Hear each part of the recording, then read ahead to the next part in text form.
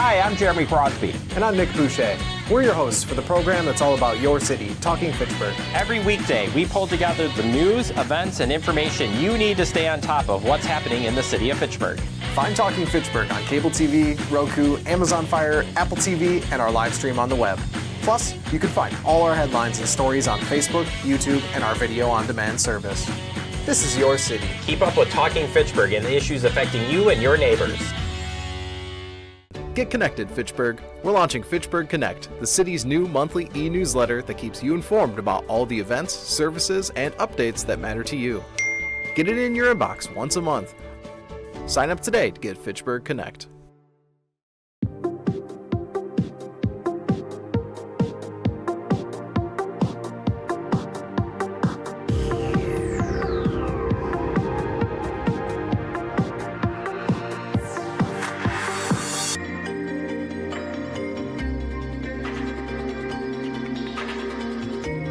To the Fitchburg Common Council meeting for February 10, 2026. The first thing is to call to the order to the meeting. Second, please stand up for the Pledge of Allegiance.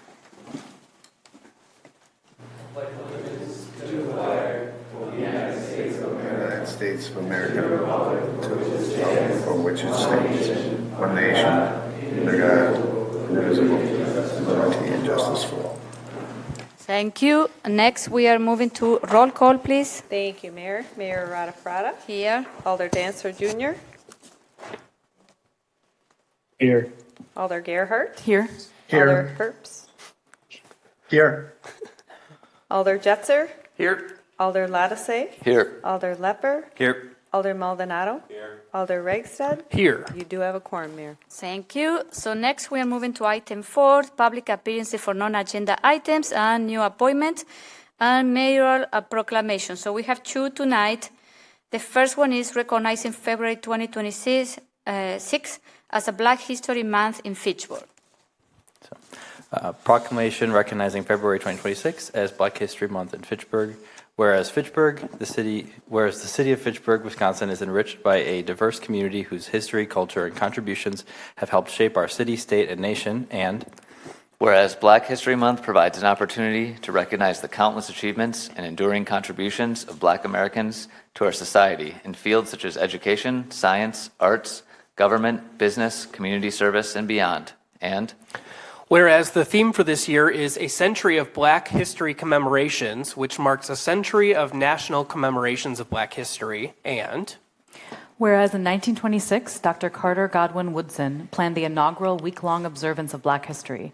And for the last 100 years, the founders of the Black History Month urge us to explore the impact and meaning of Black history and celebrate the transformation of the Black peoples in the modern world. And whereas Black Americans have played a central role in Fitchburg's growth and development, sustaining families, schools, neighborhoods, and local institutions through their resilience, leadership, and creativity. And whereas it is essential to educate all residents about the history, experiences, and perspectives of Black Americans, to promote understanding and to combat racism and inequity in all its forms. And whereas the city of Fitchburg is committed to fostering an inclusive community that values every resident's dignity, equal opportunity, and full participation in civic life while supporting Black-owned businesses, arts, culture, and educational initiatives. And now, therefore, I, Julia Radafrada, Mayor of the City of Fitchburg, along with members of the Common Council, do hereby proclaim February 2026 as a Black History Month in Fitchburg,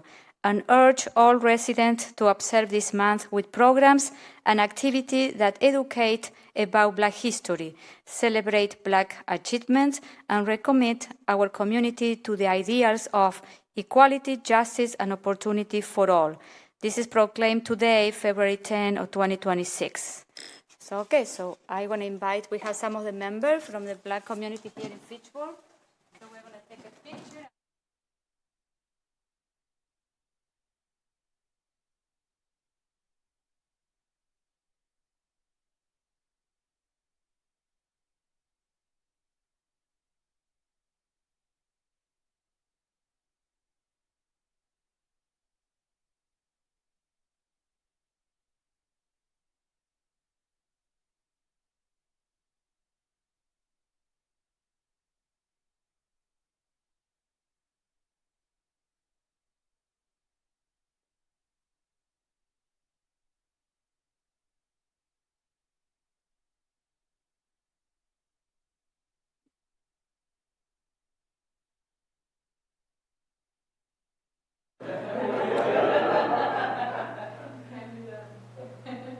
Everybody close. Everybody likes each other. Here we go. Ready.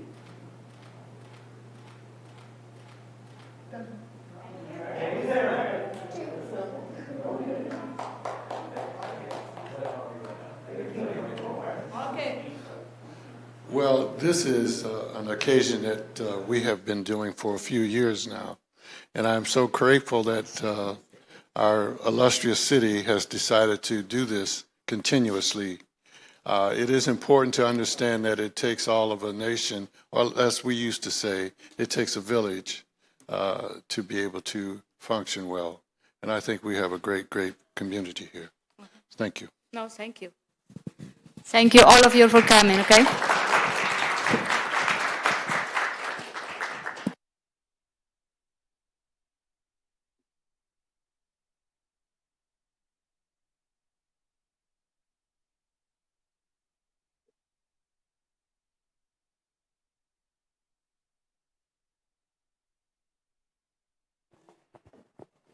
Okay, so the next proclamation is recognizing February 7 to the 14th of 2026 as a Congenital Heart Defect Awareness Week.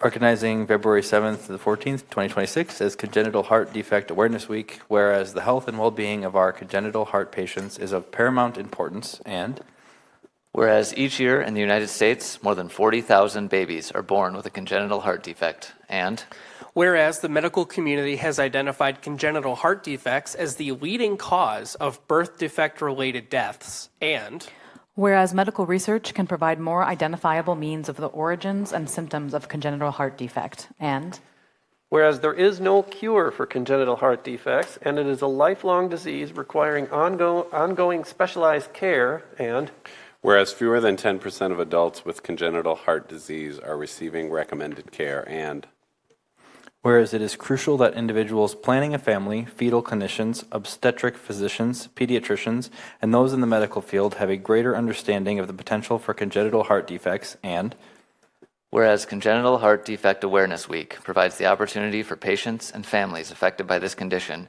to share their experiences and knowledge so that the public may be aware of how this defect affects all our lives. Now, therefore, it is resolved that the Mayor and Common Council recognize February 7 to the 14th of 2026 as a Congenital Heart Defect Awareness Week and encourage all to join in this special observance. This is proclaimed February 10, 2026, and I would like to invite Carissa and Clark and Kai.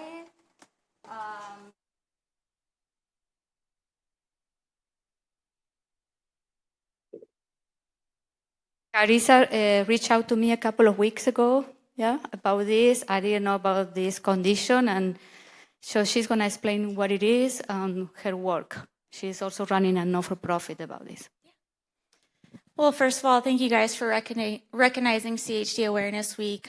For us, 10 years ago, we didn't know that congenital heart disease was a thing until our son Clark was born, and we found out 24 hours after his birth that he had a severe defect that was going to require specialized surgeries, doctors, and care in order to get him to where he's at today.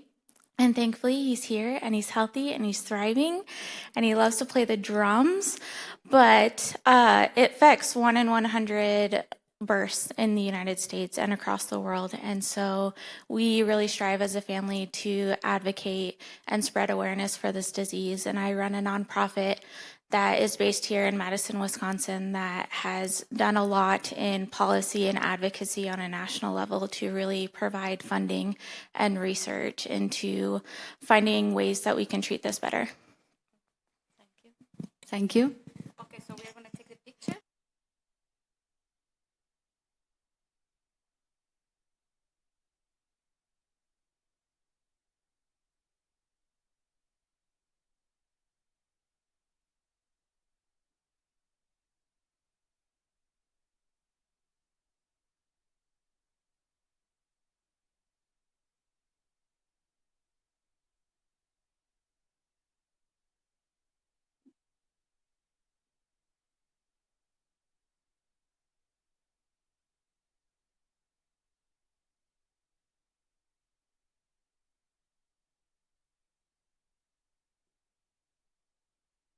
Next, we are moving to the consent agenda. I move approval of the consent agenda. Second. Are all these resolution? Do you want to remove anyone from the consent agenda, or you're okay with everything the way it is? Okay. Mayor? Yeah. Never mind. Okay, so all those in favor of the consent agenda say aye. Aye. Aye. Any opposed? The motion carries. Okay, so next we move to the administrator report. Good evening, everyone. As a reminder, there will be a primary for Dane County Circuit Court Judge this coming Tuesday, February 17th. Polls are open from 7 a.m. to 8 p.m. And please be aware of your polling location, as the city has made some changes to those based upon trying to spread out overall usage as best we can across the polling locations. Any resident whose polling location has changed should have received a postcard within the last couple of weeks indicating that their polling location had changed. And of course, we also encourage folks to use myvotewith.gov in order to locate their polling location. Can we just verbalize it in the meeting? Which polling places have changed? Sure. So test my recollection. So the newly named Hostahoche will be a polling location for the first time. I can't specify which wards will go there, but generally speaking, about half of District 2 living in the Fish Hatchery Road corridor would be voting there. And then there were some changes on the far west side of town where I think that one is wards 19 and 20 will be voting at Blackhawk Church instead of at Fire Station number 1. So thank you for pointing that out. And then, of course, in-person absentee voting is still available this week. Please check the city's websites for hours that you can stop in and vote in-person absentee. But for sure, we will be here till 5 p.m. on Friday to allow folks an opportunity to vote in-person absentee. Next item, I just want to point out a referral in the packet that was just in the consent agenda. That's our resolution R19-26 that is approving and adopting the 2026 housing plan update. And I just want to make sure that folks are aware that that is beginning to work its way through what we hope to be the approval process. If anybody has any comments in regards to that plan, please submit those comments to our housing and programs specialist, Lorene Gage, no later than February 20th. If you have anything in particular you'd like to discuss with her, feel free to reach out to her. And then I also want to call attention to anybody who is listening or watching the meeting this evening and encourage attendance, participation, or watching of the Housing Advisory Committee meeting on March 2nd at 4 p.m. This will be probably the most extensive discussion of the housing plan with the consultant, city staff, and so forth. And then we'll be moving to CETA, Community and Economic Development Authority, meeting on March 26th at 7 a.m. So then CETA is the advisory body that ultimately would be making a recommendation to Common Council. Any questions on that before I move on to the next item? February 17th also is the quarterly meeting that we have between city leaders and our faith leaders in our community. That will be at 8:30 a.m. You all should have been included in an appointment reminder on that. That'll be held, if my recollection is correct, at the Redeemer City Church it's got a King James address. Anton Drive. Hey, that's in Anton? Okay. I want to update folks on the mobile home park. City staff continues to monitor conditions at the mobile home park located in District 4. We have actually set up a meeting with some county folks, to include the treasurer, Corporation Counsel, Public Health, Madison, Dane County, and Dane County Human Services. That meeting will be later next week to provide an update on the situation at the mobile home park and continue to seek additional resources and assistance from our partnering agencies. So I'll look to continue to keep the council informed of the progress there. And of course, the city's ultimate goal is to have a safe and healthy area for people to reside. One thing that's been in the news lately that you may have seen, a lot of it surrounding data centers, is non-disclosure agreements. I just want to state publicly that city staff has not signed any non-disclosure agreements, so none exist if anyone is curious, as it relates to the city of Fitchburg. I want to mention that while it's still kind of winter out, our seasonal summer positions have now been posted on the city's website. So if you know of anybody who might be looking for summer employment, there are a number of great opportunities that are available with the city. I also will be sharing a link to a video with Common Council. The city staff, specifically Phil Groupie, our sustainability specialist, recently participated in a video that MG&E put together on commercial EV fleets. So one of some of the work that we have going as it relates to EV fleet purchases was highlighted in this short video. So I'll get you guys a link to that, and I believe you can find that out on the MG&E website as well. Really? Yep. Go ahead, Joe. Just if you can clarify for anybody who's not aware of like NDAs and data centers for the public, that would be appreciated. Yeah, so occasionally what is happening in some communities is developers of projects like data centers will come forward to a municipality as a prospective project, and they will ask the municipality to sign a non-disclosure agreement, which means that ultimately they're legally bound not to discuss details associated with that until certain points in the process. I think from our perspective, could be some problems associated with that, not just legally, but also just from a pure transparency standpoint in the community. So in conversation with Mayor Arata Frada, we felt it was important to clarify to the community that the city of Fitchburg has not signed any NDAs or non-disclosure agreements with any prospective projects. And just to be clear in like how this works at a municipal level, if X city in central Wisconsin were to decide to sign one, would that be the decision of their entire body, or would that be something that, say, like one person in office could just kind of unilaterally decide? I think that from what I'm aware of, that it's probably problematic to even sign one.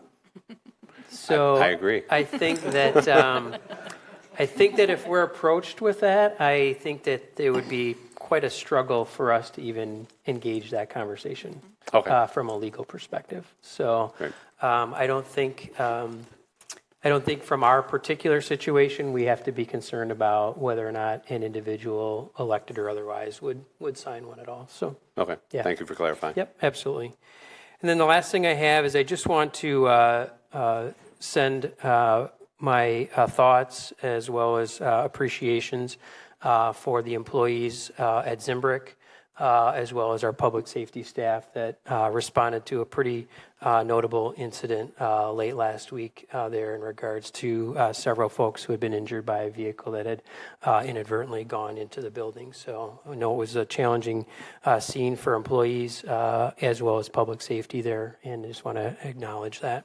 So thank you. Any questions for me? Can you provide an update with the arbitration, where we are? Sure, yeah. So in regards to the arbitration with the fire department union, in regards to their contract, we had the arbitration hearing, which ended up to be day one of the arbitration hearing last week, Wednesday. and the parties were not able to finish presenting their respective cases in one day. So day 2 has been planned for February 27th, later this month. So city staff will continue to be preparing for the second day of that hearing. We would anticipate that we should be able to work through everything as far as the hearing goes that day. So I'm not anticipating that it will require a third day. Anything else? This morning? Yeah, you want me to cover that? Yeah. Yeah, sure. Fire and EMS district conversation. We had a meeting this morning on that topic. The municipalities present at that conversation were the City of Fitchburg, the Village of Oregon, the City of Verona, the City of Stoughton, and the Village of McFarland. All 5 of those municipalities have, I would say, a varying interest in continuing to learn more, as well as potential future participation in a joint fire and EMS district. The City of Fitchburg and the Village of Oregon jointly released a request for proposal last week that would effectively identify a roadmap to creation and implementation of a joint fire and EMS district. That RFP does indicate that there is a possibility additional municipalities may wish to participate in that project prior to the contract with the selected consulting firm being signed. So if one of those 3 participating municipalities from this morning, or perhaps others that might move forward, they still have an opportunity to be an active participant in this development of a potential roadmap. And of course, if they are not able or not ready to participate fully in this process related to the RFP, that doesn't mean they're precluded from joining the district at any point in time, whether it's upon potential creation or some point thereafter. There was something else I was going to mention on that, Mayor, and I'm partially drawing a blank on that. The requests for proposals are due March 3rd. So we'll look to ideally have something from a contract perspective coming to Common Council probably by the second meeting in March for consideration. You were probably trying to think of the cow.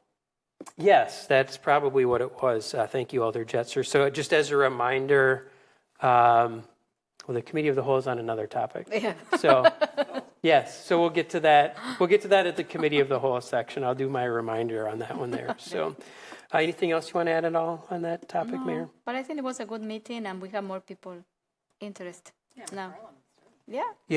So there's definitely some interest in the topic, and we'll see where the conversation goes. So yeah. Any other questions, comments? No. All right. Thank you. Okay, thank you, Chad. And next we are moving to the mayor's report. So I have a couple of things that I want to share with you. First of all is I was in D.C. For a mayor's conference from January 30 to January 31st with the Mayor's Innovation Project. And it was great. We have great discussion. And if you want to see what topic we discussed one of the topics, leading under pressure, protecting elected officials, leading through uncertainty, a fiscal playbook for a thriving community, from crisis to community asset, building a supportive childcare ecosystem for family and workers, and building an age-friendly city. So the imperative of aging in a place. Okay, so the good thing about this conference, the summer conference is going to be in Madison. So because we are members, I will invite all of you to attend to this event. Okay, so. Then I also participated in the Leagues of Wisconsin Municipality Board meeting last week. And something I want to share with you is, the League does a lot of things from municipalities. They do a lot of lobby for us. So the bills that the League has supported recently one is addressing the PFAS contamination liability and cost, banning drones from flying over municipal utility. This is a big issue. Distributing aid payment for energy storage, improving access to WIDA housing loan, program, and this is a bill that I already sent an email to our state rep and our senator, so because it's going to be on the floor in the next couple of weeks, and increasing allowable municipal court fees. This is another one. And the other one that the city also, we are looking at the modernizing public construction bidding threshold. You know, like now with $25,000, we are moving forward to think we can increase that to $50,000. So these one are some of the bills that the league has been, advocating on behalf of municipality, and also they are opposed to some bills. If you want to know more about that, reach out to me.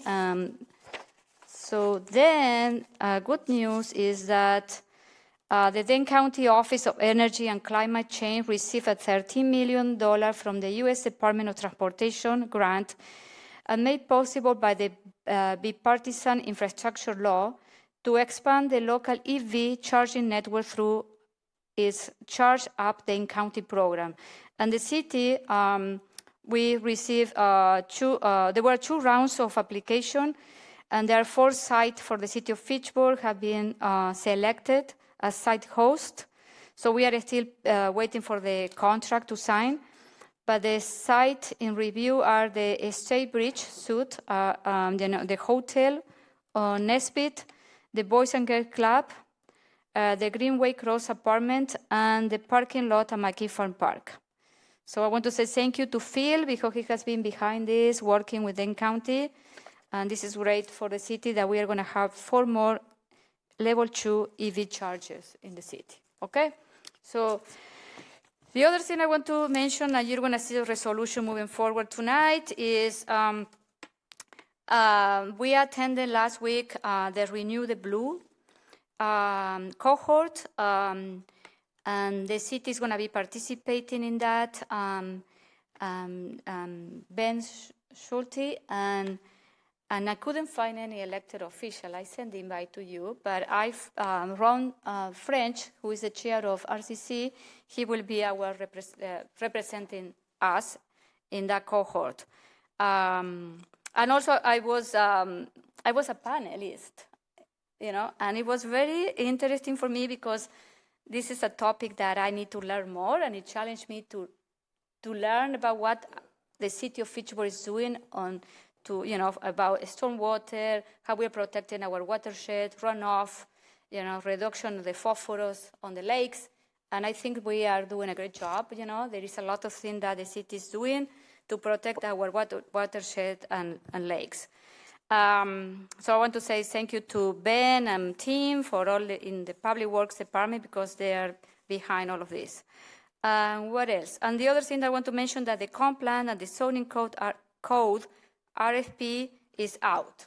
I don't remember the deadline. I think it's going to be out for a month. Yeah, about that. Yeah. That's it. This is for me. Any question? Nope. Okay. Thank you. So next we move to Commission and Committee report, and we are moving with Plan Commission. We meet next week. Thank you. Board of Public Works. Yeah, I'll start off with a couple of notes from the Director of Public Works. The 2026 street resurfacing is going to be advertised Friday, February 13th, and we'll be opening bids around the end of February. I just checked the Public Works page, and we don't have the list of streets publicly available yet. Fitzrona Road, Goose Lake Stormwater Project will be bid out in March, and this is separate from the Fitzrona Road reconstruction. This will install some culverts to alleviate some stormwater bottlenecks. There's some street work outstanding yet to be done in the Belmar neighborhood, and before that can be done, we've got to have the utility work done, and that's due September 1st. So we should be able to get the streets done in Belmar this fall yet. And with that, I will go ahead and move approval of Resolution R2626, accepting agreement with the USGS for the operation of the Swan Creek Monitoring Station. Second. Board of Public Works approved. Finance approved. RCC approved. Okay. Any question, comments? I just wanted to say that I think this is great that we continue to invest in this. Yeah. Our stormwater utility is not just about managing water that, might flood a street. It's also about managing the water quality, and that is affected by our infrastructure. It's affected by by the development in the city, and we have responsibility, and this is one of the ways that we can actually assess our performance in that regard. And Swan Creek is part of a bigger watershed that is a very important natural ecosystem, and something that we have a commitment to, both literally, like in terms of how our ordinances are written, and also, I believe, morally. I also wanted to thank Town of Dunn for going in on this. This is in the city of Fitchburg, but they care a lot about the water quality as well, and they've been a part of the agreement to fund this from the outset, and I think that's to their credit. So thanks for continuing that partnership. Okay, Ben, do you want to add anything else? Mostly here to answer questions. I think, Dave, did you have your hand raised? Well, I had more of a comment, not related to this. Madam Mayor, the Blue Lakes or whatever.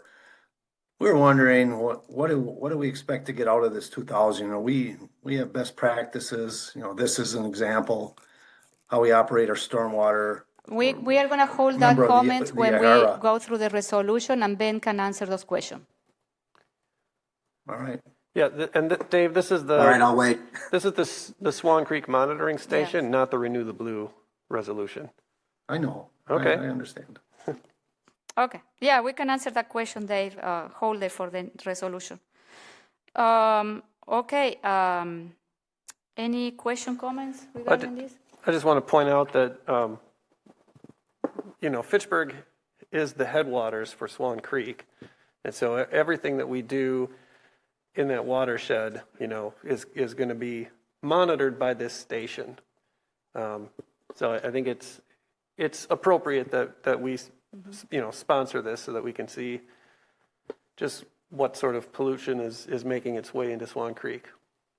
Yes. One last thing, just in terms of the funding source. Funding is coming through the stormwater utility, which is a different funding source than property taxes. It gives us a little more flexibility, and we have very healthy utility funds that can absorb costs like these. Okay. All those in favor of resolution R-2626 say aye. Aye. Any opposed? The motion carries. Thank you.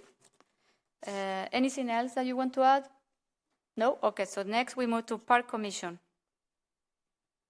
Two things I'd like to speak to. We reviewed the urban forestry plan that was put together, and we had good comment from some people that attended, and from board members, some changes we asked to it, but we were happy with the plan.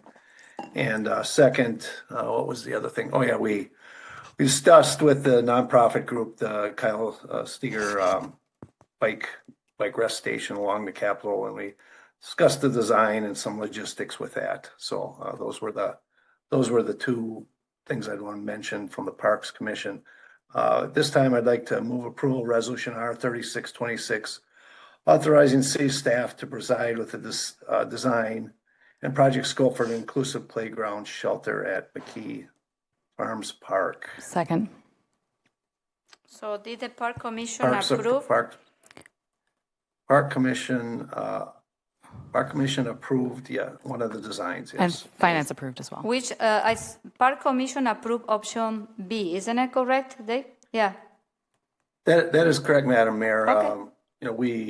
One of the reasons we felt it was more consistent with the other, with the Stoner Prairie shelter, and we thought long-term, less maintenance. But I would add, related to this, we talked with just on the heels of the urban forestry and our canopy goals. The Parks Commission really thought we'd be better off planting trees to make a sun shelter here, and not adding another structure here. That this got approved, but the board really felt trees would be better. And if you look, we have plenty of benches. Millions of Americans take their kids to playgrounds and the beach every year, and live without a shelter. So just my thoughts on that. Thank you for your comment. Okay. So that we move. Who moved it? The Finance Committee did not choose a design. We were deferred to council. Okay. You want the discuss. Okay. So, who seconded this? Okay. And so to clarify, is this being moved as As amended by Parks Yeah, I will say with so. a Yeah. design B? Is With Dave- option B, yeah. Okay, any question, comments? Okay, go ahead, Logan. A couple questions first about the location for this. Just first, I'm wondering how we picked the kind of the southern, the southeast corner of the inclusive playground. And I ask because it looks like that would require us here, the plans have another sidewalk connecting between the splash pad and inclusive playground when there's one already just a few feet to the north. So not that I'm saying let's just cut down trees, but if we moved this up to the northeast corner of that playground, would that save us I think it was like $20,000 for the new sidewalk and then money to run for the electrical run to that as well, because it would be a shorter electrical run. I'm just wondering, like I said, the question is then how did we pick which part of the... Eric, our parks manager, is online. Eric? Hello? Good evening. How is everyone tonight? Can you answer Logan's I question? wouldn't be able to speak onto why the southeastern side was chosen over the northeastern side. I wouldn't be able to provide any clarification on that, unfortunately. This was the concept designs we received when we were drafting the designs for it. I believe the goal here is to just have some form of consistent path between the actual splash pad and the inclusive playground. Okay, you have any other question? Yeah, I was just also wondering, I've not been to the inclusive park or the splash pad during the summer months when they were busy. I went on Sunday, but obviously there was no one there, and I am grateful for that because it would have been pretty chilly. I counted something like 24 benches between the areas that were covered by the shade structures that are there, the picnic tables under the trees, between those two areas. So I'm curious, just personal observations from anybody else, if if those have all filled up. It looks like the capacity of the splash pad was like 260 or something, so it seems reasonable, but also I'm just curious if what our usage of our existing resources is. I'm gonna tell you what because I added this. This one was a project that I added in the CIP almost 3 years ago. I think I was in Park Commission. I live 2 blocks away from that park, and in summertime, there's plenty of people in the splash pad. And I noticed at that time, and it's still happening, there is not too much shade.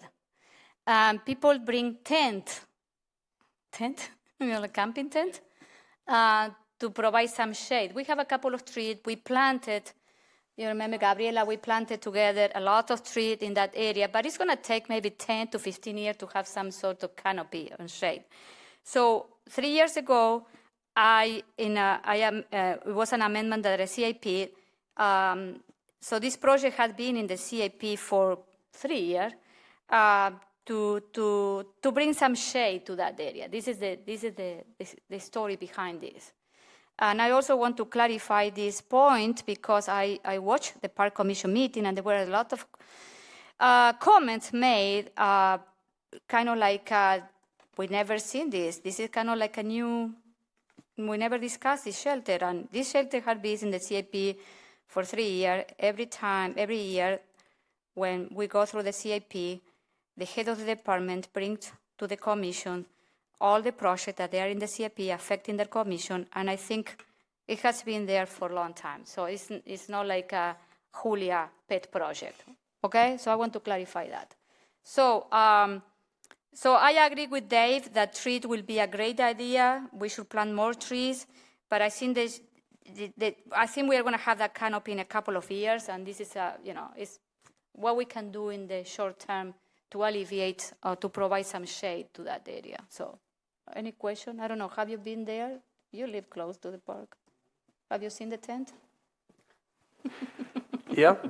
I guess I'll also point out that, trees provide shade, but this shelter will also provide shelter. So if there's an unexpected storm that comes in, people can be protected from the rain and lightning and stuff too.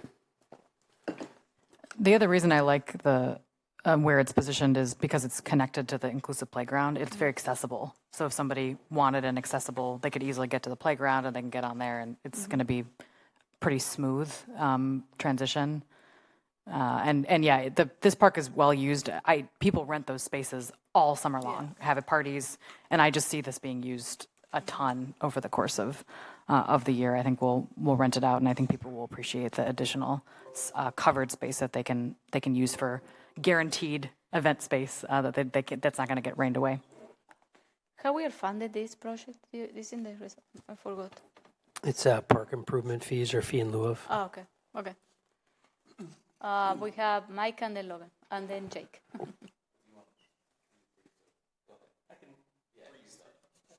Thank you. Are we planning to have, it looks like we have a shelter already with Kids Crossing nearby too. Is that going to stay with the Kids Crossing redesign? I anticipate a shelter remaining. I don't think the design is far enough along to say whether or not this particular shelter stays, but I think certainly the goal would be is to continue to have either this shelter that's currently there remain or something that would replace it. Okay. And then I'll finish with this. Do we have any plans to do any sort of shelters or shade structures or anything at kind of the southwest corner of the park where the soccer fields are? I'm just if I kind of plot everything on a map, there's a higher concentration on the north side versus the south side of the park. You can add it in the CIP. As of right now, not to my knowledge. It's another idea. Okay. Just to speak to one of the things, I've been going to that splash pad for 10 years now, and those benches, there can be a fight for benches. So they get used, and especially the shelters in that splash pad too. So this will get used, and it'll get used for, birthday parties. There'll be a ton there too. So just to speak to the design a little, I like the farm silo design personally, but I will say I asked a bunch of my friends and a bunch of my family about it, and they all universally said they did not like it, and they liked the regular one. And so, despite the fact that they are wrong, I will listen to the people, and I will go with that. And so, I think they both would look good, but I think the one will be consistent with our other shelters, and it'll look good. Yeah. Mm-hmm. Jake. Unless I'm missing something. So is B the more expensive option? Yes. Okay. Is there a reason that we went with that one over the other option? From a can ask cost Dave. perspective? Dave, what do you choose in Park Commission option B? It's kind of three things. One, we have consistency with other structures in Stoner Prairie. We're putting one. Two, we're not 100% sure it would be that much more expensive. We could also lower the cost, Jake, by we don't necessarily maybe need the masonry around the posts. And three, we're concerned the one with the silo one would be attracting more swallows, and that becomes almost a full-time job chasing them out of there during the nesting season. Oh, okay. Oh, okay. Thank you. Okay. Any other question, comments? Dave, go ahead. Just a couple. One, I don't think that some people bringing a shade structure should be reason for spending $170,000. I coached youth sports for many years, soccer, baseball, you name it. And we'd have tournaments in the middle of the summer, and people would bring a canopy, and parents would bring up a canopy and sit under it, and it was no problem. We have other structures there. We have the main structure. I think we have other parks where we could use this more than here. So that's parks, big parks without, you look at Terra Vesa, maybe they'd like to have the shelter. I think we have quite a bit invested in McKee Farms Park. I won't take that long for the trees to get us some canopy, and people bringing up an umbrella or a canopy or a pop-up shelter is not an inconvenience. They do it all the time in this country. Gabriela. I love tree shade. I think it's like the best type of shade, but I will just say that given the fact that this is an inclusive playground, I know a lot of people that can't walk on grass easily.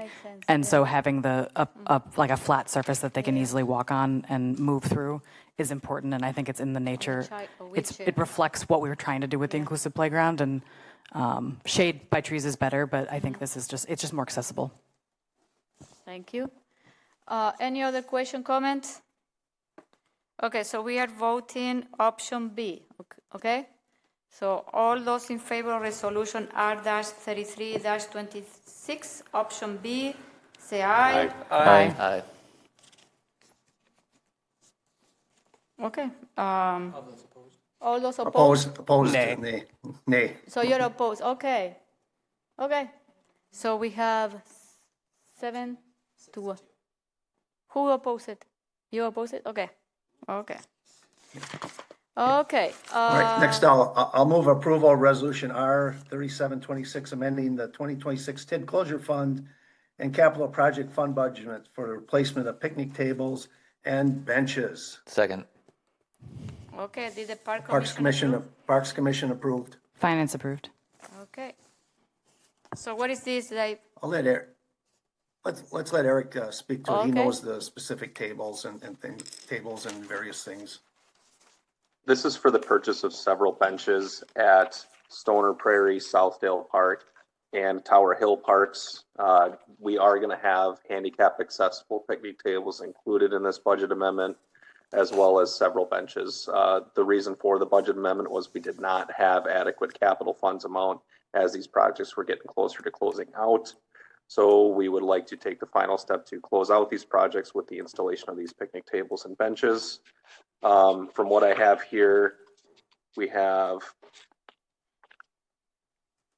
6 benches with 5 picnic tables. Picnic tables are averaging around $1,800 to a little bit over, depending on if they're handicap accessible or not, with benches being right around $1,000. So it'll be for several picnic tables and benches at all of these parks. okay, thank you. Any questions, comment? Okay, this is a 2/3 vote, so I will ask for roll call, please. Thank you, Mayor. Alder Dancer Jr. Aye. Alder Gerhardt. Aye. Alder Herps. Aye. Alder Jetzer. Aye. Alder Latase. Aye. Alder Lepper. Aye. Alder Maldonado. Aye. Alder Ragsted. Aye. Motion carried. Okay, anything else from Parks, Dave? No, Madam Mayor, thank you. Okay, thank you. So next we move to Library Board. We meet next Wednesday. Okay, Commission of Aging Well. Donald. I'm here. Hold on one second. I just had there's a slight delay. All right, hold on one second. Just trying to pull up my notes. So I wanted to just say that remind folks of the Black History Month highlighted with a Lunch and Learn program about the Milton House. There was about 80 residents and neighbors in attendance for that event. And Jill wanted to ensure that I gave a major shout out to Janice Ms. Hughes for orchestrating that event, and it was a very important one. Also, the department restructure is moving along well with Jessica Wolf, the Community Development Coordinator, relocating from the Planning Department to the Senior Center. So Jill's been hard at work moving individuals around and securing her new role and making sure things are staying afloat there. And that will conclude my report for Aging Well. Thank you. So next we're moving to Resource Conservation Commission. Yes, we met last night. We discussed several things, including all of our stormwater-related CIP items, our draft MS4 annual report, 2026 strategic objectives and events. We're up to about 5,350 pounds of food scraps collected since October 27th. Ben attended the 2026 North American Stormwater and Erosion Control Association and presented on our TMDL model. There's a couple of ponds, so Quarry Hill Pond, dredging is complete, and then just south of that, the Techlands infiltration basin is also being worked on, and that will be completed soon. And Phil Groupie is looking into getting us a Lead for Cities certification. We're jumping in on the 2026 cohort program. Other municipalities, so Middleton, I think, got their certification already, and I think Sun Prairie is working on theirs. And with that, I will go ahead and move approval of resolution R3226, resolution to join the Renew the Blue Council. Second. RCC approved. And Board of Public Works approved. Yes, with one dissenting vote. Okay. Do you want to? Well, we have Ben here. Ben, can you go ahead? Yeah, sure thing. So this Renew the Blue Council, it's kind of spearheaded by Clean Lakes Alliance, and it's the thing that really kind of makes it different than the other stormwater groups that are in Dane County is that this group actually has representation from not just your engineers and cities, but there's builders, developers, really other people that should probably be at the table. These kind of initiatives that they discuss in the Renew the Blue plan isn't something that one person is going to make. It does kind of take this cross sector cohort to kind of advance some of these initiatives. So I would say that would, in my mind, be the biggest benefit of joining this group, because it does provide that different diversity and perspective that these other groups you really don't get. As far as membership, I think maybe all villages and cities within the Yahara watershed have joined. I know Madison, Sun Prairie, DeForest, Windsor, McFarland, Stoughton, Monona, I think, did I say Middleton, have signed on. And I do have I think a positive grip. I'm anticipating that this won't just be kind of sit and talk and not really get something done. I like that they've laid out some pretty clear initiatives, and I do think that there's a benefit to having a seat at the table for this, and it's a 1-year commitment. So if it turns out not to be the case, then there's no there's no reason that the city would have to participate in future years. So that's kind of my piece on it. Happy to answer any other specific questions about this council. Thank you. Any question? Dave, do you have a question? Okay, go ahead. Yeah, more comment. I'm certainly, Ben has heard me talk about this, and we're somewhat skeptical. Make Ben go to all these meetings, and we follow best practices here. We feed eventually into Obisa, but these other cities, that are on the lakes, Madison, their stormwater sewers are dumping in. DeForest are at the headlands of the Yahara River, where most of the phosphorus and sediments come into the lakes. I'm not sure we're going to get much out of this. What I would say is, all right, I'll willing to try it for a year, but it's still $2,000, and I hope something comes good out of it, but I'm not all that. We follow best practices. Our audits are A1. We've run a top-notch stormwater utility. We were one of the first ones to form one in the state, and I'm all for improving things. I'm just not that sure we'll get anything out of this. I hope I'm wrong. Any additional comments, question? The other thing that I want to add about this is when we think about how to protect the watershed and the runoff, the other thing that the city, I think it's great to be part of the bigger conversation, and also to determine what are the best practices that other municipalities are doing to prevent those. When we talk about leaf collection, what I mean? So the city has purchased a second street sweeper last year. And we have 2 now that we use it a lot during the month of, during the fall time, to collect, the leaves that are on the roads. But also I think we need to do a better education with our residents about how they can be, instead of bagging the leaf, maybe they can use more mulching the leaf. And I think all of this, we can collect all the idea for all the community, what they're doing at the educational level, with leaf collection. We know that Alder Gerhard put in the last CIP an amendment to the CIP about start thinking or exploring the option that maybe we need to buy our leaf vacuum in a couple of years. So all of these things that we can exchange idea with other community to determine, is that working with you? Because Middleton have a vacuum leaf.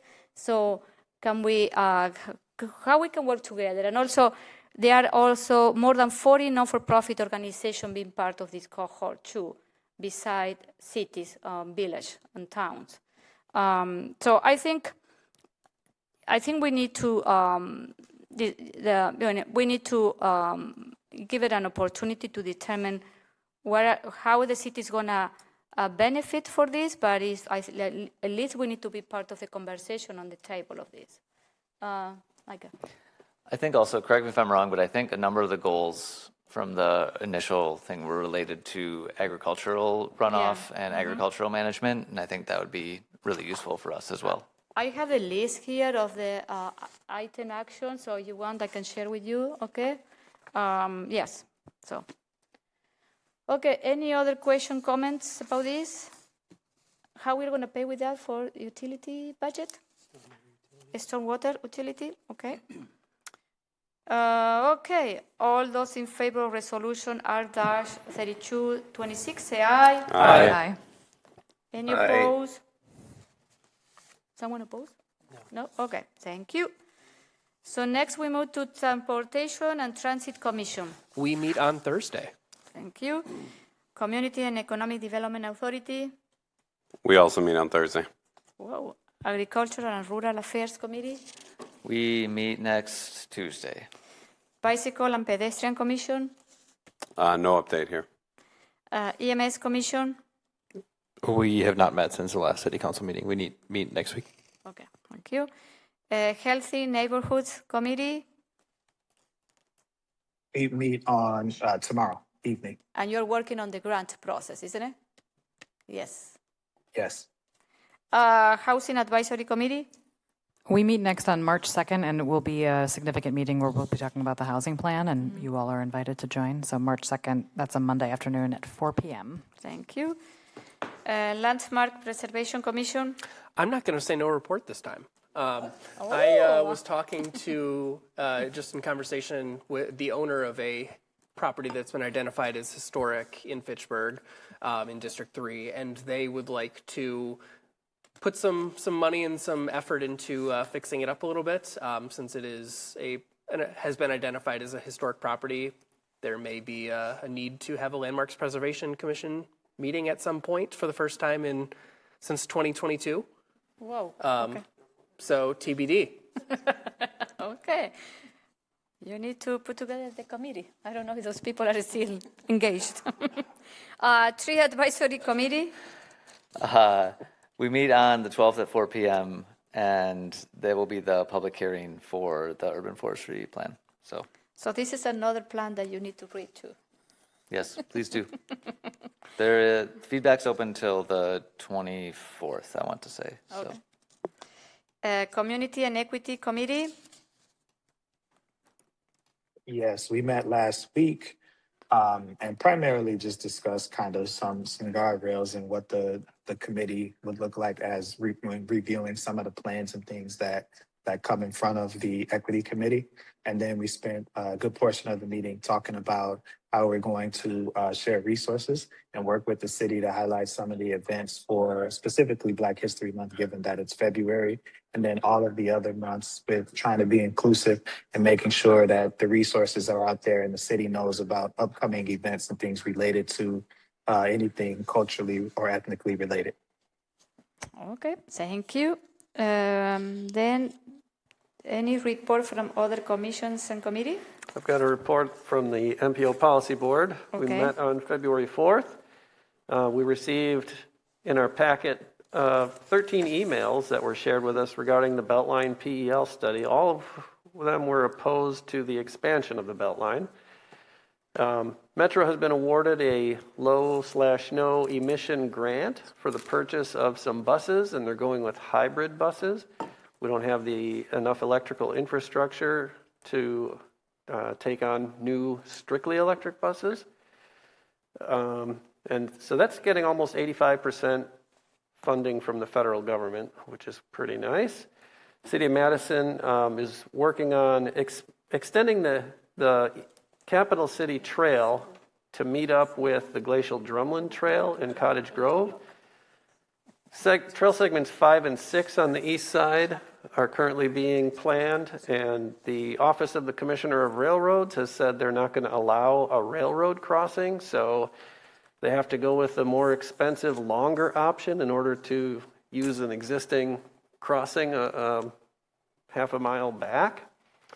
So that is moving forward. Sun Prairie's been awarded a Safe Streets for All grant for supplemental Vision Zero planning and demonstration activities. They're going to do 4 quick build demonstration projects with before and after evaluation, citywide traffic model to analyze high injury network, and public outreach. They're getting 80% funding, $255,000 for that. And mark your calendars for road construction projects in 2033. 8.5 miles of the Beltline from Seminole Highway east to the interstate. 2 miles of the interstate between the Beltline and then south to Sickle Cow Road. And a little over 8 miles of Highway 14 from Cross Plains west to Mazomanie. Funding has been moved around, shuffled a bit for the 18151 project. The corridor study there from PD to west to the county line. That planning or study corridor funding is actually cheaper than we thought. It's $16 million instead of $27 million. And there was a lot of additional funding moved around for the I-3990 reconstruction. This is from Madison up to like Devil's Lake area.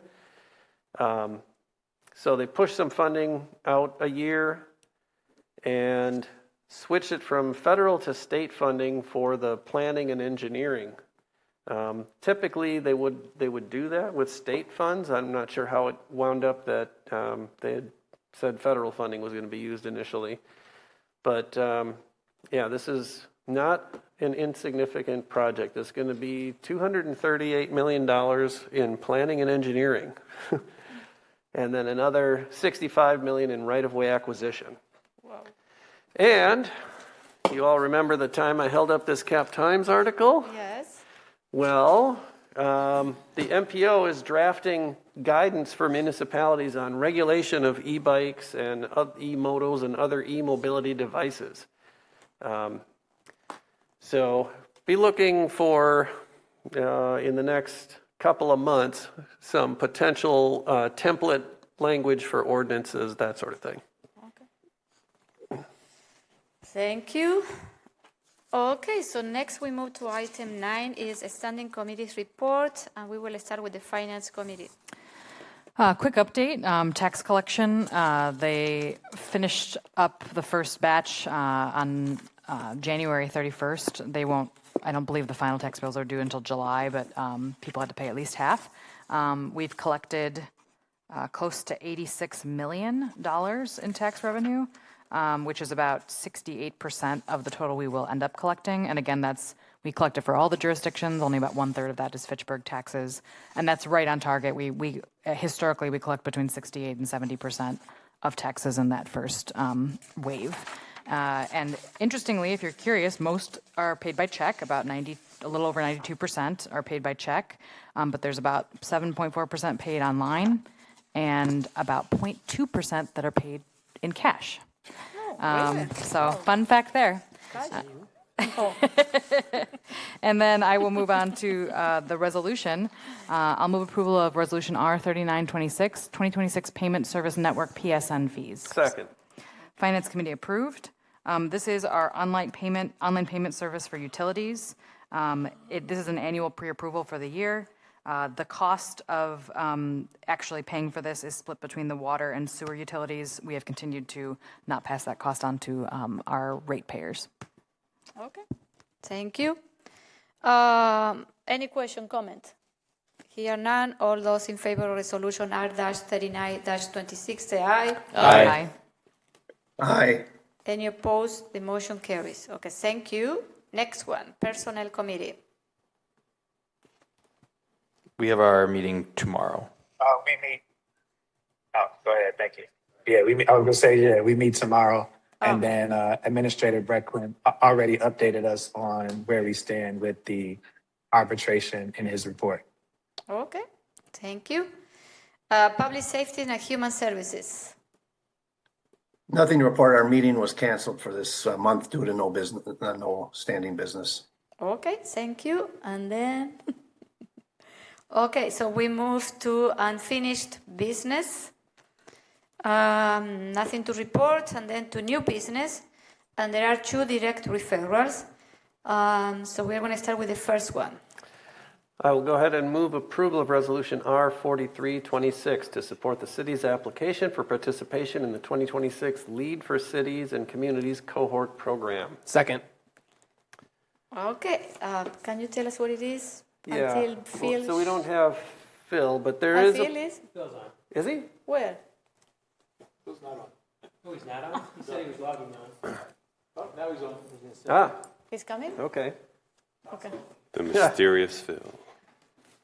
Well, the U.S. Green Building Council and the Bank of America partnered to coordinate an annual cohort program for municipalities offering free technical support and project registration for cities through the Lead for Cities and Communities certification program. The resolution authorizes staff to apply for participation in the 2026 Lead for Cities and Communities cohort program, as well as supporting eventual submission for designation in that program and application for financial assistance with that designation application.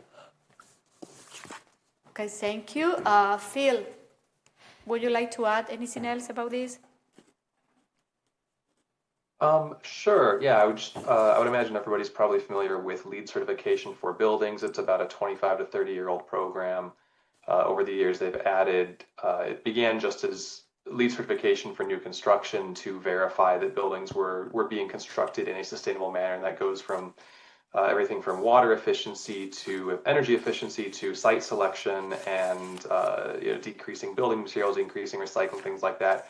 Over the years, they've added new categories, including interior design and LEED for operations and maintenance and campuses that schools and large corporations have used. In the last few years, they've also added a LEED for Cities and Communities. To help promote that with funding from Bank of America, U.S. Green Building Council has every year done a Lead for Cities and Communities cohort program. So this is a one-year program that provides free technical assistance to communities who want to pursue this certification. Middleton participated in this 5 years ago. Sun Prairie is going through the 2025 cohort now and just finishing things up. So I'm looking at applying for this 2026 cohort this year for Fitchburg. I would apply by Friday, which is the deadline. It's an advantageous time for us to do this for several reasons. One, we're through the sustainability and bike and pedestrian plan. So I had actually looked at this the last few years, and those took up enough of my time that I didn't want to kind of double dip with this process. Because of the sustainability plan, the data that we collected and the background information for that, a lot of that data can actually be used for this Lead for Cities application. So that decreases the total staff lift by a decent amount. I'm excited about that. Last summer, I also participated in a Lead for Cities Accelerator program that was online with a number of other municipalities. So that, again, kind of gives us a leg up in pursuing this process and going through it more efficiently. I have letters of support right now from cities of Middleton and Madison, as well as Sustain Dane and Dane County. Last night, RCC talked about this and gave their support to this as well. So just applying for this 1 year free technical assistance, this is an easy slam dunk. I thought the reason that we decided it was good to bring this to council is because next year we would apply, after this cohort program, we would apply for LEED certification, and that application process would have an $8,000 cost. So I'd look at budgeting for that in next year's operating budget. Along with the application for the cohort participation, there's an application for financial assistance. So I will be submitting that application and seeking subsidy to defray some or all of the cost of that application. But there is the possibility, if that doesn't come through, that I would be putting some or all of that $8,000 into the operating budget next year. So I just wanted to make sure that that was, that was clear, and that we did get council's approval to pursue this this cohort program application now. Okay, thank you. Any question, comments? Nope. Okay. What is this one? All those in favor of resolution R-43-26, say aye. Aye. Aye. Any opposed? The motion carries. Thank you, Phil.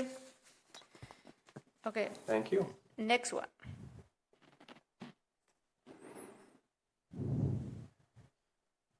What is this one? Who is going to do this? I can do it. I'll move approval of Resolution R-5026, approving an agreement to allow City of Fitchburg fire and police training and acknowledgement of post-training property condition. Second. Okay, what is this? Chad. Yeah, I'll cover this one and introduce this one.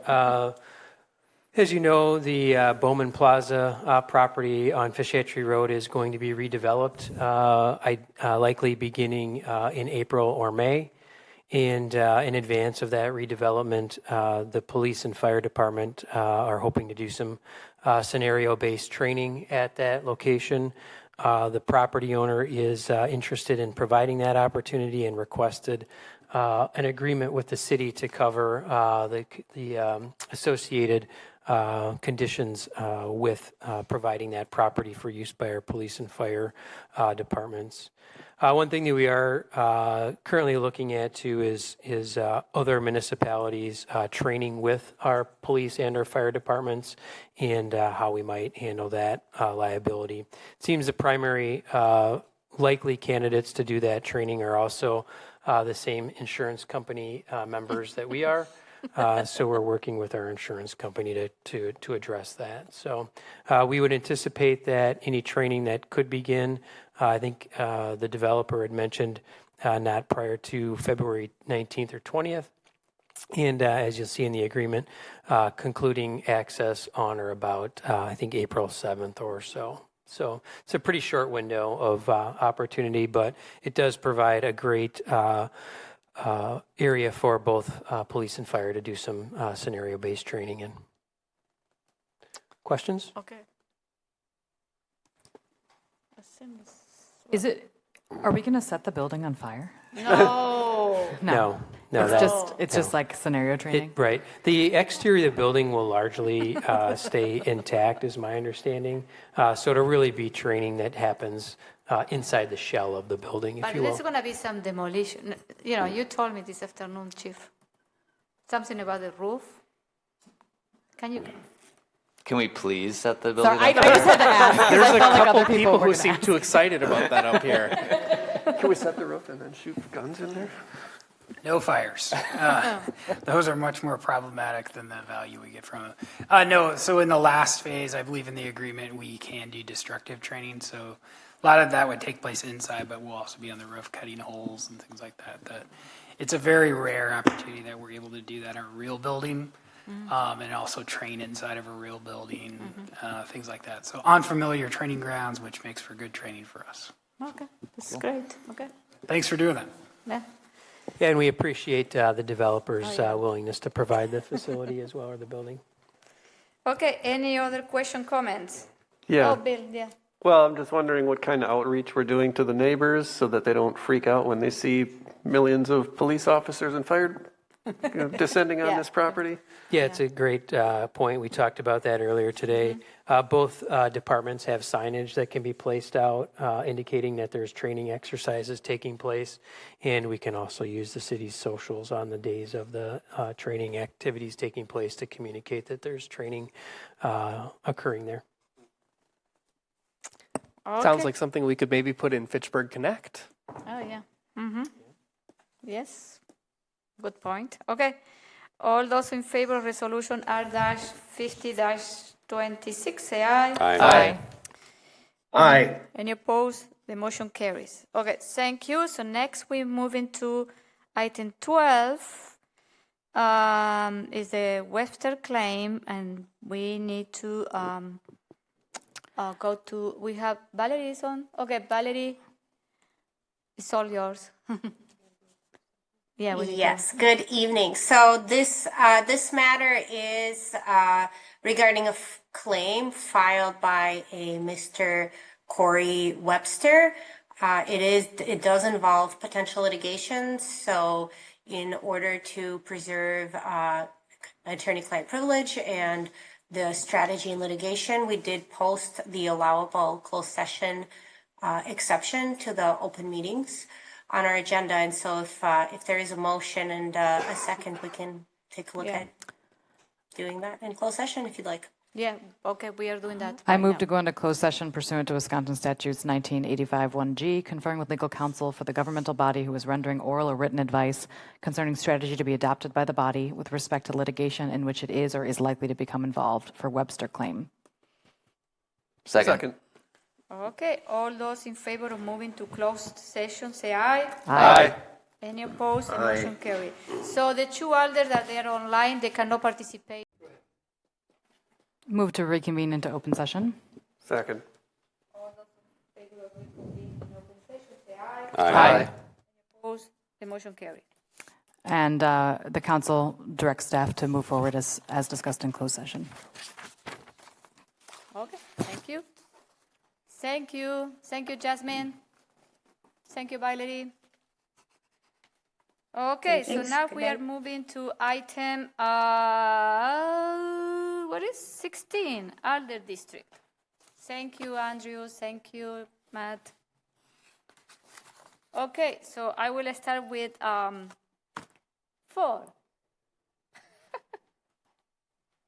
I don't think I really have anything to share. Actually, I am pretty low on stuff this week. I will just say I want to just shout out the communications department. I thought the first issue of the Fitchburg Connect newsletter was very well done and good, so I look forward to future ones. So, thanks. Okay, thank you. District 3. All right, I can jump in here first. Had an opportunity to go to a neighborhood meeting that was unlike the traditional neighborhood meeting, and that was by design.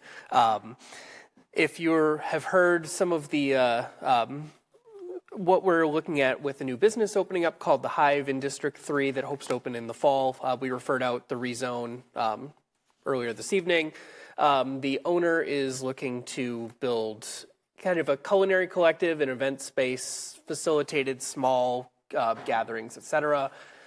So the neighborhood meeting took the form of actually kind of experiencing what that would be like. So it was almost as if we were getting the full Hive experience just in the library meeting room instead of at this future location, which, was nice. And there was about 24 or so people there. It was well attended and good, positive feedback. No major concerns came of that.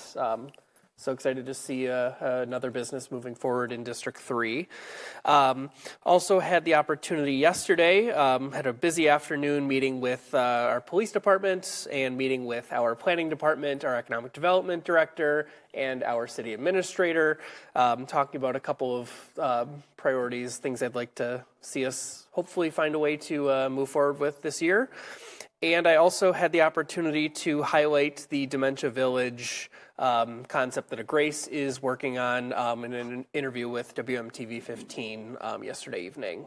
Received some positive feedback, and I've been hearing a lot of nice comments about from Fitchburg and beyond about the value that this project has in the marketplace while recognizing the loss of some of the hospice beds is an unfortunate outcome should this move forward as has been proposed so far. Yeah, but they remember they do a lot of in-house hospice, so you know what I mean. So yes. Okay, thank you. District 2. Oh, Donald. Oh, no major updates. I think what Logan shared will suffice for this evening. Okay, thank you. District 2. Yeah, I was fortunate a couple weeks ago to go celebrate Eagle School of Madison. They are in Fitchburg, and if you've ever run the Burby Derby, you've run past them many times. They won a statewide Renew Our Schools Energy Challenge. They any school can participate. A fourth grade class at Eagle School decided to do this 5-week competition. They're given all these like cool gadgets to track their energy consumption of their school and kind of figure out how they can save energy. And the Eagle School students did an outstanding job. And my understanding is that there's 2 cohorts. There's a cohort of like first timers, which was they were, and a cohort of people that have done it more than once. And they did better than the cohort of people that the winner from the people that had done it more than once. So they did an outstanding job. So there was a celebration, and they got a cash prize of $2,250 from Focus on Energy. So that was very nice and really excited, bright group of fourth graders. And Eagle School seems to be doing a great job. A lot of really wonderful and energetic students there. Hope maybe some other students in our community will take advantage of the program in future and try. Apparently, there's some pretty crazy stories. I guess one time a high school, they told me a story that a high school did the competition and their energy usage was like wildly out of proportion to the size of the school. And they found an illegal Bitcoin mining operation in one of the closets. Somebody was doing that. So anyway, there could be exciting things that happen if you start analyzing your energy. So congrats to Eagle School. Thank you. Wow. Bill. In the school was that the operation? Yeah, one of the teachers. Like a kid? No, one of the teachers. Oh. But that's what I think she told me. Charge Yeah. him for that. I know. Pay those teachers more. Bill. January 31st, I did the Alex Preddy Unity Ride at the Capitol. About 365 bikers were out there. We listened to remarks from a personal friend of Alex Preddy and did a ceremonial ride, a bit over 8 miles. And this was, one of 8 rides in Wisconsin: Madison, Milwaukee, La Crosse, Green Bay, Merrill, River Falls, Haywood, Chippewa Marine Reserve. There were over 100 similar Unity rides across the country, and a few dozen in other countries as well. Interesting. Okay. Joe. District 1. Sure. I spoke in error in my CETA report. The meeting next week is actually canceled, so I just want to put that on record. I want to give a shout out to the mayor and the city. There is now a Know Your Rights page that's posted. So if you just type in Fitchburg Know Your Rights in Google, that page should pop up. It has links to resources around legal assistance and Know Your Rights, as well as verification around the presence of federal law enforcement. I think it's a really important resource to be able to have. And I'll also just guide people, again, as I did in the last meeting, to look to support the Immigration Assistance Fund that's housed within Centro Hispano. It provides a lot of resources that our immigrant communities may need. And also urge you to, if you suspect the presence of ICE, to call Voces de la Frontera hotline as well. That's all I have for my report. Okay. Dave? 2 things. I missed this in public works. Our new water tower is being welded together, and the seams have to be x-rayed. As you can guess, you got this big sphere up in the air holding thousands of gallons, tens of thousands of gallons of water. It needs to be they're x-rayed, but after they're x-rayed, there's gonna be a crane and they're gonna start lifting, lifting these pieces up and putting them together on top, which is kind of an impressive thing. So Tim Volker will kind of give us a heads up when that's gonna start happening, so if you wanna go by and see that. And the second thing, I'm very excited to know, I've been allotted 80 bikes from Bikes for Kids Wisconsin this year again for our giveaway that I sponsor. It's going to be Saturday, April 4th, Saturday before Easter at the Belmar Park. We're having it right after we have our annual Easter egg hunt in the park. So I'm excited about that. I'll be partnering with the Friends of Fitchburg Park and Ally Wellness Center and Ally Drive Duns Marsh Neighborhood Association for this event. That's all I have. Thank you. Yeah. Just to follow up, Alder Herbst, on the Water Tower D construction, just a suggestion for our FACTv and our communications folks. It'd be great to see a time lapse, some kind of video, if we could rig it and make it happen. Yeah. I'm thinking it'd be a great Instagram video, all that fun stuff. A lot of comments from Terravessa and other places in District 3 about what's this giant alien life form thing taking shape up here. So let's go viral. I think Scott, Jeremy, and Tim Volker are already planning on that. Yeah, there won't be staged time lapse available, but there is an intent to make sure that FACTv the best coordination efforts so that they can get the video as they do go ahead and begin to erect that water tower. It is quite the feat, just the assembly on the ground so far. Okay, any other? I think it will be great that you mentioned, Dave, now that we have the Hostohochi park to do something activity there, in the future too. How we can move around. Sounds good. Sounds good. We'll plan it. We'll plan with on the that. what is your the Friends of the Park? Friends of Fitchburg Parks and natural areas. Yeah. Okay. Thank you for the suggestion, Madam Mayor. Yeah.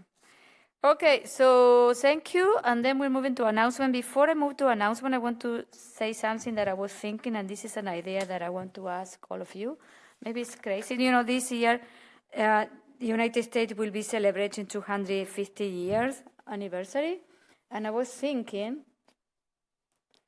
that maybe the city could do something to celebrate, because I assume that all the municipality and a lot of community are going to be celebrating the 250, and it could be something cool that we can do, like a picnic or art display. I don't know. I am throwing this to you, and I will accept recommendation and ideas. Something that we could be feasible to do. Maybe, Chad, you never heard that because I forgot to mention this morning. Surprise. So, surprise. Don't kill me. But I would say that something, or maybe we can engage the community to do, something, the kids, or I don't know, something that is not too much time consuming and is fun to do, to celebrate, 250 years as a nation. I don't know. Okay, that's it. Announcement, next Common Council meeting will be February 24. Now, what about Committee of the Whole? Our next Committee of the Whole is going to be February 25th, and we are confirmed to start earlier than normal at 5:30 p.m., and we will be at the Oregon Library, the Village of Oregon Library. We're going to discuss the CARP-C report about potential development in southern Fitchburg along the border of the Village of Oregon, and maybe get an update in the fire district, but that's TBD. But it's going to be focused on that CARP-C report. Anything to add, Chad? No, I think I doubt there will be too much on the fire and EMS district, largely because the RFP responses are due March 3rd, so we probably won't have too much to update at that point. So we'll probably just focus on CARP-C, and we'll tackle that other one next time. Okay, so I need a motion to adjourn. So moved. Second. All those in favor to adjourn the meeting at 8:55, say aye. Aye. Any opposed? Aye. Meeting is adjourned. Okay. Buenas noches. Bye.